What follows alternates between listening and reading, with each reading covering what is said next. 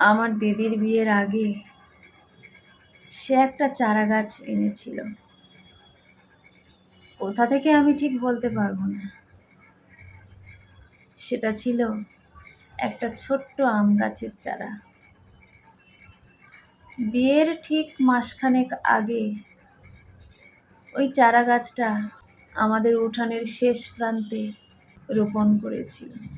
মাটি খুঁড়ে গাছটা যখন লাগাচ্ছিল তখন সে চিৎকার করে করে মাকে আর আমাকে বলছিল, এই গাছটা আমি এখানে পুঁতে দিলাম, আমি যখন থাকবো না তখন এই গাছটার দিকে তাকিয়ে আমার কথা ভাববে। গাছটা যত বড় হবে ততই আমার কথা যেন মনে পড়ে তোমাদের। ঠিক তখনই আমি বললাম, তুই যে আমার উপর অত্যাচার করেছিস, অন্যায় করেছিস, তোকে জীবনে ভুলবো না, তুই আর যাই বলিস। আমার দিদি তখন হাসি মুখে চিৎকার করে বলল, হ্যাঁ হ্যাঁ, আমি তো তোর উপরে অত্যাচার করি, তুই তো আমাকে একদম মারিস না। ছোট বোন হয়ে বড় দিদিকে কত মারিস, সেবেলা কিছু নয়। এই বলতে বলতে গাছটা বেশ সুন্দর করে পুঁতে দিয়ে চলে এলো। আমাকে বলল, তুই আমাকে মারিস না, বল শুধু আমিই তোকে মারি, বুঝতে পারবি যখন আমি থাকবো না। আমার মা বলল, ওরকম বলতে নেই মা, থাকবি না কেন, শ্বশুরবাড়ি যাচ্ছিস, আবার আসবি যাবি, এই তো হবে। তখনকার মতো ওখানেই থেমে গেল সব কিছু। মাসখানেক পর আমার দিদির বিয়ে হয়ে গেল। তারপর দেখতে দেখতে বছর 7 কেটে গেল। গাছটা বেশ বড় হয়ে গেছে। এরপর আমরা সুখবর পেলাম, আমার দিদি সন্তান সম্ভবা। আমার দিদিকে আমরা বাড়িতে নিয়ে এলাম, 9 মাসের সাধ দিলাম। গাছটা বেশ ঝাঁকিয়ে উঠেছে। দিদি বলল, বাহ, গাছটা তো বেশ ভালো হয়েছে রে, এই গাছটা দেখে কি আমার কথা তোদের মনে পড়ে? আমি বললাম, কেন মনে পড়বে না, মা তো সব সময় বলে, বাবাও বলে, এটা আমার বড় মেয়ের হাতের গাছ। দিদি বলল, আর তুই কিছু বলিস না গাছটা দেখে?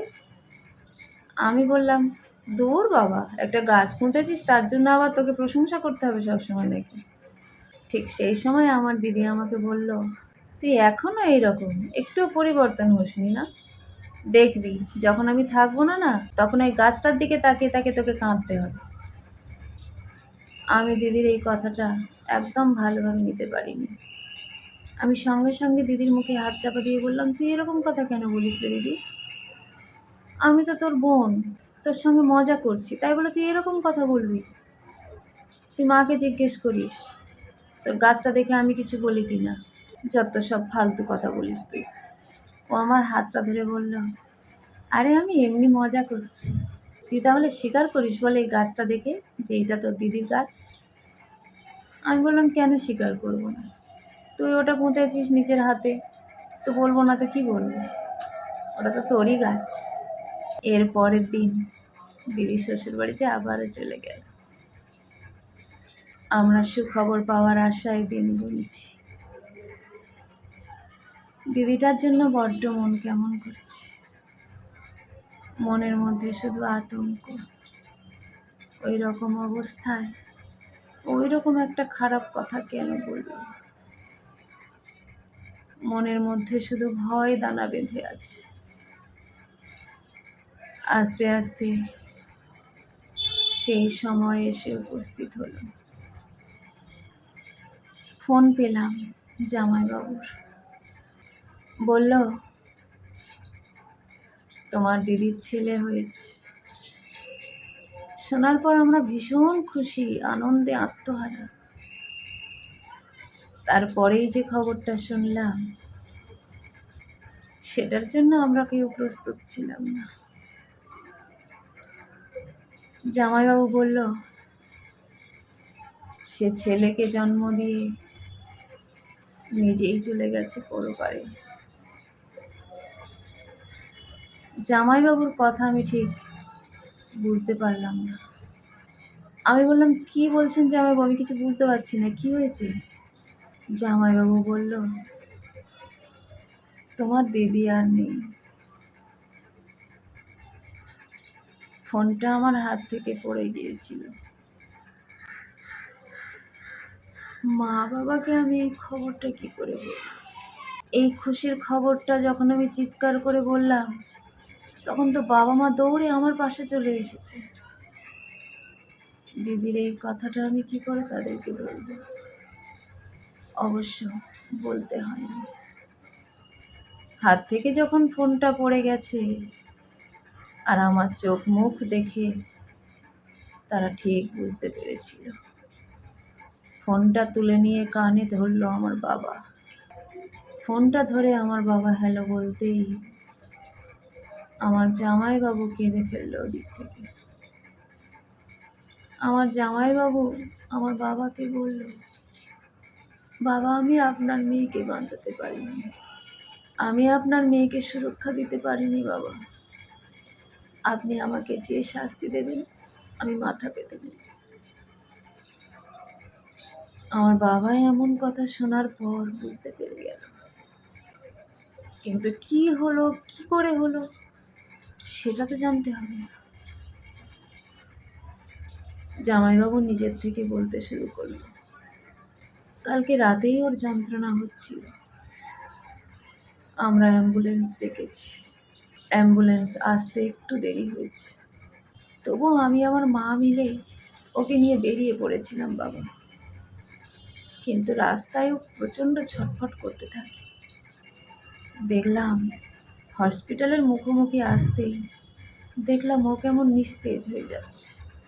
খুব তাড়াতাড়ি আমরা হসপিটালের মধ্যে ওকে নিয়ে গেলাম। সিস্টাররা ওকে নিয়ে গেল সঙ্গে সঙ্গে ওটিতে। কিন্তু তখন ও যেন কেমন একটা অসাড় হয়ে গেছে, ওর মধ্যে আর কোনো নড়নচড়ন আমি দেখতে পাইনি। বাইরে অপেক্ষা করছিলাম, প্রচণ্ড ভয়ে ছিলাম।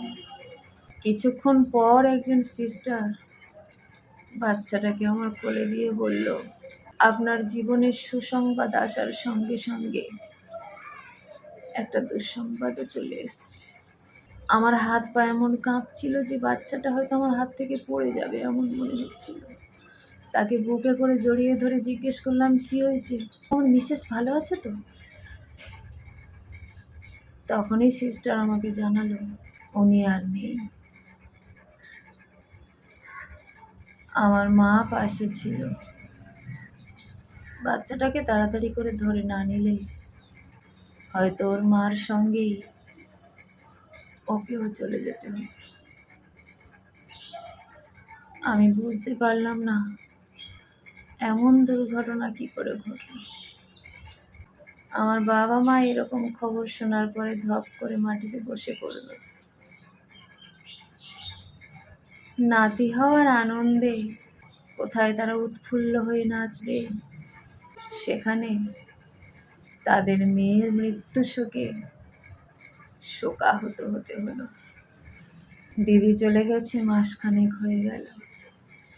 দিদির হাতের সেই আম গাছে আজ মুকুল হয়েছে, যে মুকুল ফোটানোর জন্য দিদির জীবনটা শেষ হয়ে গেল। আজ দিদির হাতের সেই গাছে মুকুল হতে দেখে মনটা আমাদের আরো ভারাক্রান্ত হয়ে গেল। মনে পড়ে গেল ও আমাকে একদিন বলেছিল, যখন ও থাকবে না তখন ওই গাছটার দিকে তাকিয়ে তাকিয়ে আমাকে চোখের জল ফেলতে হবে। আজ সেই দিন এসেই উপস্থিত হয়েছে। এখন সব সময় ওর হাতে বসানো সেই আম গাছটার দিকে তাকিয়ে আমি বসে থাকি, আর অনর্গল তো চোখ বেয়ে অশ্রু ঝরতে থাকে। দিদির ছেলের মুখ আমি দেখিনি, বাবা মা গিয়েছিল তাকে দেখতে। ঠাম্মার কাছে দিব্য মানুষ হচ্ছে, কিন্তু আমার বাবা মা তাদের নাতিকে দেখলেও আমি দিদির ছেলের মুখোমুখি এখনো হতে পারিনি। আমার স্মৃতি শুধু দিদির হাতে তৈরি ওই আম গাছটা দেখি কতদিন আমি দিদির আম গাছটার দিকে তাকিয়ে কাটিয়ে দিতে পারি। আমি জানি না, তবে মনে হয় ওই আম গাছটার মধ্যেই যেন আমার দিদির প্রাণ রয়েছে। মাঝে মাঝে গিয়ে আম গাছটার গায়ে হাত বুলিয়ে ওই গাছটার সঙ্গে কথা বলতে থাকি। ওই গাছটাকে আমার দিদি ভেবে কথা বলতে থাকি। আমার মনের ভিতরে যত কষ্ট আছে আমি সব কিছু ওই আম গাছটার সঙ্গে শেয়ার করি। আমার যেন মনে হয় আমার দিদি সব শুনছে। কলমে ও কণ্ঠে সোমা।